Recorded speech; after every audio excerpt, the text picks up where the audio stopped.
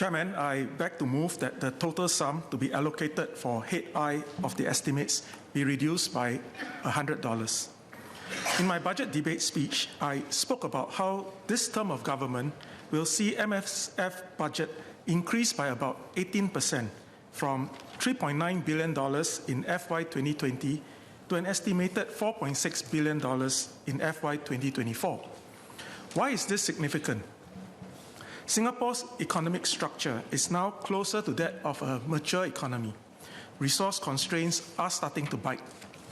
It therefore speaks volume about the caring nature of the PAP government, that despite harder to achieve growth, significant additional resources have been provided consistently to social and family development, to build strong families, foster a caring society, and build resilience among Singaporeans. MSF has done much with the additional resources provided. We have enhanced the baby bonus cash gift, child development account first step grant, and the government CDA co-matching. We have expanded Comlink nationwide to cover 14,000 families with children living in rental housing to sustain social mobility.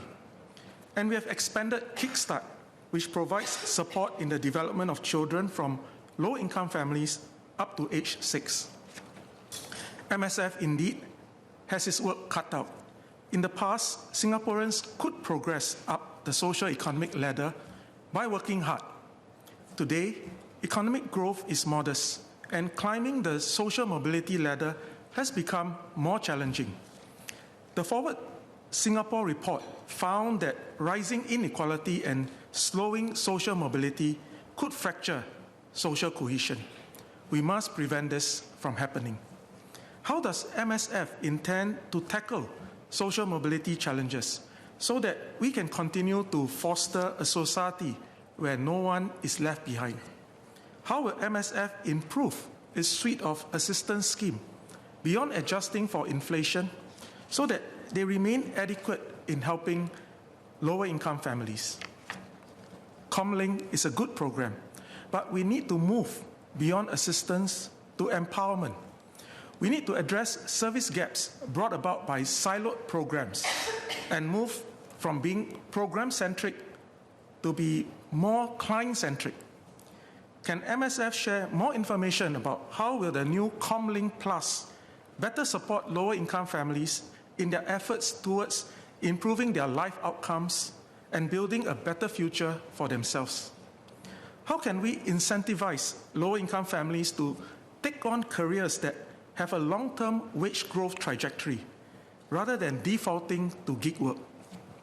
The success of Comlink can be attributed to the many men and women who work tirelessly behind the scenes to bring comfort, support, and hope to those facing difficult circumstances. Our social workers are the backbone of our community, providing essential services to those who are struggling with poverty, homelessness, abuse, mental health issues, and more.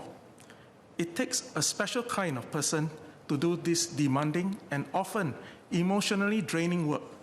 And I would like to take this opportunity to pay tribute to all our social workers out there in the front line.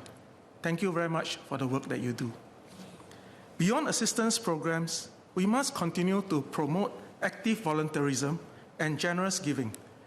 Members here would know of countless dedicated grassroots volunteers who work hard delivering food and essential services to seniors, serving as befrienders, and giving to local social assistance programs. As the Chinese saying goes, 有钱出钱，有力出力.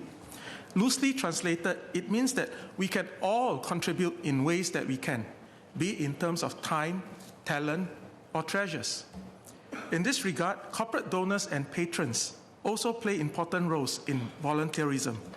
They provide the valuable resources, fundings that enable volunteers to deliver aid to vulnerable families. We can do more to deepen philanthropy by corporates. According to various surveys conducted throughout the years, volunteerism rates in Singapore has gone through ups and downs.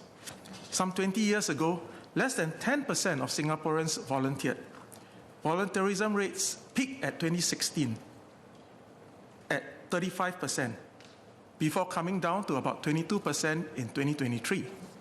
What is MSF's plan to encourage all segments of society to play their part in building a kinder, more generous Singapore?